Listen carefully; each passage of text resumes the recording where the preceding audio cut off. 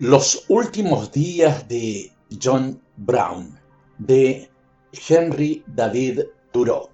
La carrera de John Brown durante las últimas 6 semanas de su vida fue como un meteoro, alumbrando la oscuridad en la que vivimos. No sé de algo tan milagroso en nuestra historia. Si alguien en esta época, en una conferencia o una conversación, se refiriese a algún antiguo ejemplo de heroísmo, tal como Cato, Tell o Winkle Reed, omitiendo las recientes proezas y palabras de Brown, resultaría ser para cualquier audiencia de hombres inteligentes del norte estúpido e imperdonablemente sin atracción. Por mi parte, normalmente pongo más atención a la naturaleza que al hombre, pero cualquier acontecimiento humano conmovedor puede cegar nuestros ojos a los designios naturales. Estaba tan enfrascado en él como para sorprenderme cada vez que detectaba la rutina del mundo natural aún sobreviviendo o que encontraba personas ocupadas en sus asuntos indiferentes. Me resultaba extraño que el pequeño mirlo estuviese aún zambulléndose tranquilamente en el río como antaño, y me parecía que este pájaro debía continuar chapuzando aquí cuando Concord ya no existiese.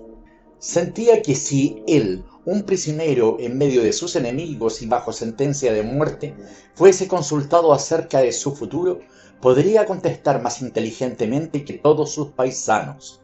Comprendía mejor su posición, la estudiaba muy calmadamente. En comparación con John Brown, todos los demás hombres del norte y del sur estaban fuera de sí. Nuestros pensamientos no podían retroceder buscando algún hombre más grande, más inteligente o mejor con quien compararlo, ya que él en este tiempo y en este lugar estaba por encima de todos ellos. El hombre que este país iba a colgar sobresalía como el más grande y el mejor. No se necesitaron años para una revolución en la opinión pública. Días, mejor dichos, horas, produjeron marcados cambios en este asunto. La mitad que estaba resuelta en decir, al llegar a nuestra reunión en su honor en Concord, que debía ser colgado, no lo hubiese dicho al salir. Oyeron sus palabras leídas, vieron las serias caras de la congregación y tal vez al final se unieron cantando el himno en su loa. El orden de los exponentes fue cambiado.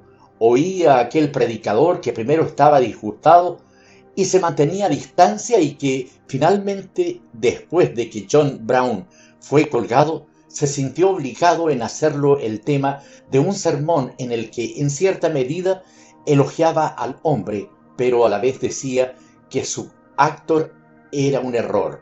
Un maestro de escuela influyente creía necesario, después de las clases, decir a sus alumnos adultos que, en primera instancia, él pensaba como el predicador, pero que ahora opinaba que John Brown tenía razón. Por ende, se comprendía que sus alumnos estaban tan adelante del maestro como él lo estaba del sacerdote, y sé con seguridad que en sus casas niños muy pequeños ya han preguntado a sus padres, en un tono de sorpresa, por qué Dios no intervenía para salvarlo.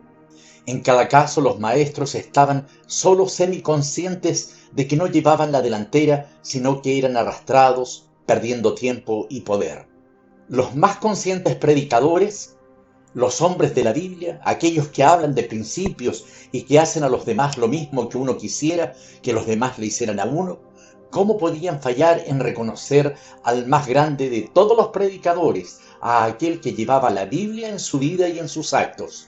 A la encarnación del principio, al que realmente practicaba el precepto según el cual uno debe comportarse con los demás como uno desearía que los demás se comportasen con uno.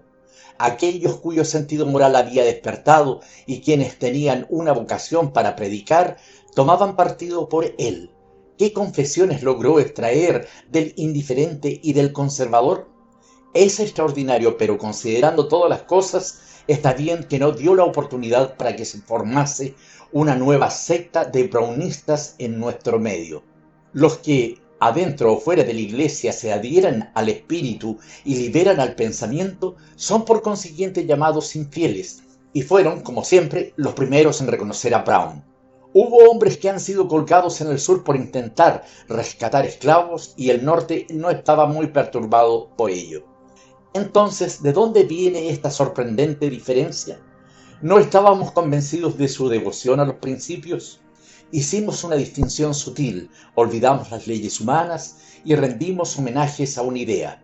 El norte, quiero decir el que vive, era súbita y totalmente trascendentalista.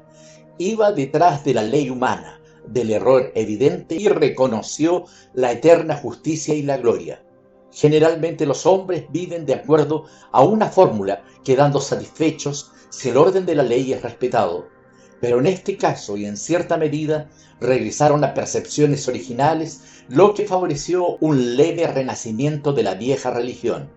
Ellos se percataron de que lo que era llamado orden era confusión, de que lo que era llamado justicia era injusticia y de que lo mejor era juzgado como lo peor. Esta actitud suponía un espíritu más inteligente y generoso que aquel que impulsaba a nuestros antepasados, así como la posibilidad, al correr de los años, de una revolución a favor del otro y de un pueblo oprimido.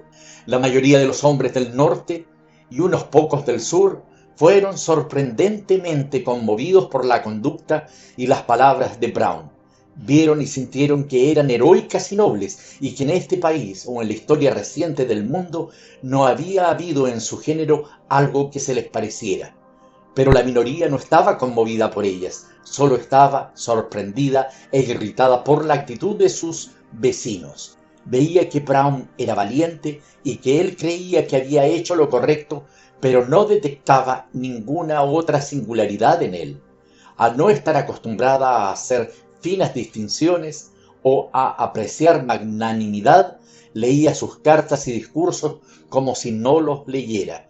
No estaba enterada cuando había una heroica declaración, ni sabía cuándo era injuriada. Tampoco sentía que Brown hablaba con autoridad, y por consiguiente esta minoría solo recordaba que la ley debe ser ejecutada. Recordaba la vieja fórmula, pero no oía la nueva revelación. El hombre que no reconoce las palabras de Brown, sabiduría y nobleza, y por ende una autoridad superior a nuestras leyes, es un demócrata moderno. He aquí la forma de descubrirlo. Este tipo de hombre no es obstinado, sino que está ciego siendo consecuente con su ceguera. Aquella ha sido su vida pasada, no hay duda en ello. En semejante forma ha escrito historia y su Biblia, aceptando o pareciendo aceptar la última solo como una fórmula establecida y no porque haya sido juzgado por esta. Uno no encontrará opiniones emparentadas en sus lecturas preferidas, si es que tiene algunas. Cuando una noble proeza está hecha, ¿quién puede apreciarla? Aquellos que son nobles. No me sorprendía cuando alguno de mis vecinos hablaba de John Brown como de un malhechor ordinario, pero ¿quiénes son ellos? En ningún sentido son naturalezas etéreas. El oscurantismo es lo que predomina en ellos. Varios de ellos son sin duda insensibles a la crítica. Digo esto con tristeza, no con ira. ¿Cómo puede un hombre que no tiene vida interior ver la luz? Están en lo cierto desde su punto de vista, pero son incapaces de entrever otros caminos. Están ciegos. Para los ilustrados, luchar contra ellos equivaldría a una contienda entre águilas y lechuzas. Muéstrenme a un hombre que tenga resentimiento hacia John Brown y déjenme oír qué noble versículo puede repetir. Se quedará tan mudo como si sus labios fuesen de piedra. No cualquier hombre puede ser cristiano, incluso en un muy moderado sentido, sea cual sea la educación que se le proporcione. Es una cuestión física y mental después de todo. Conocí a muchos hombres que pretendían ser cristianos, cosa ridícula porque no tenían genio para ello. No cualquier hombre puede ser un hombre libre. Los directores de periódicos insistieron durante un buen rato en decir que Brown estaba loco, pero finalmente solo dijeron que era un proyecto loco, y la única evidencia proporcionada para demostrarlo era que le costó su vida. No tengo duda de que si John Brown hubiese ido con 5.000 hombres, liberado 1.000 esclavos, matado a 100 o 200 esclavistas y tuviera también muchas bajas de su lado, pero no hubiese perdido su propia vida, estos mismos periodistas hubiesen llamado este proyecto con un nombre más respetable. Ya él fue mucho más afortunado. Ha liberado a muchos miles de esclavos del norte y del sur. Parece que estos periodistas no saben nada acerca del vivir o del morir por un principio.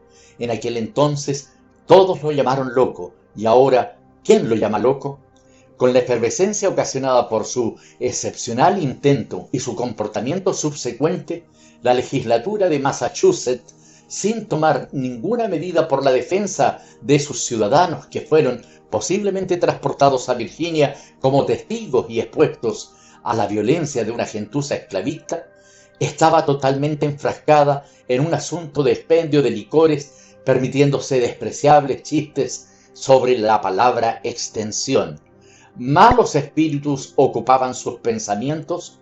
Estoy seguro de que ningún hombre de Estado en función a la sazón pudo haber aplazado esta cuestión, al menos en esta época, una cuestión muy vulgar de atender en cualquier época.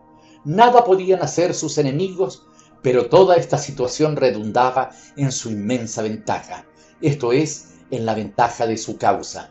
No lo colgaron inmediatamente, sino que lo reservaron para que les predicara, y luego hubo otro gran disparate. No colgaron a sus 4 seguidores con él. Esta escena aún estaba pospuesta, y de esta forma se prolongó y amplió su victoria. Ningún promotor de funciones teatrales podía haber arreglado las cosas tan inteligentemente como para demostrar en la práctica la validez del comportamiento y las palabras de Brown. ¿Y quién piensa usted era el promotor? ¿Quién puso a la esclava y a su hijo en el camino de la cárcel a la horca para que los besara y así creara el símbolo? Pronto vimos cómo el que los hombres no iban a perdonarlo o a rescatarlo, esto lo hubiera sometido al restituirle un material bélico, un rifle, cuando había levantado la espada del espíritu, la espada con la que realmente ha ganado sus más grandes y memorables victorias. Ahora Brown no ha hecho a un lado la espada del espíritu, porque él mismo es puro espíritu y su espada es puro espíritu también. No hizo o intentó nada común luego de esta memorable escena, ni llamó con espíritu vulgar a los dioses para reivindicar su irremediable derecho. Solo inclinó su hermosa cabeza como sobre una cama. ¿Qué escena esa? Su horizontal cuerpo solo, recién caído del árbol orca, leímos que su cadáver cierto día había pasado por Filadelfia y el sábado en la noche había llegado a Nueva York, tal como un meteoro disparado a través de la Unión desde las regiones sureñas hasta el norte. El día de su traslado oí que estaba muerto, pero no entendía qué significaba esto, y ni después de muchos días lo creí. De todos los hombres que fueron mis contemporáneos, me parecía que John Brown era el único que no había muerto. Ahora nunca me hablan de un hombre llamado Brown, y sé de ellos muy a menudo. Nunca me hablan de algún hombre particularmente valiente y serio. Sin embargo, mi primer pensamiento es para John Brown. Lo encuentro en cada momento. Ahora está más vivo que nunca. Ha ganado la inmortalidad. No está confinado al North Elba ni a Kansas. Ya no está trabajando en secreto. Trabaja públicamente y en la más clara luz que brilla en esta tierra.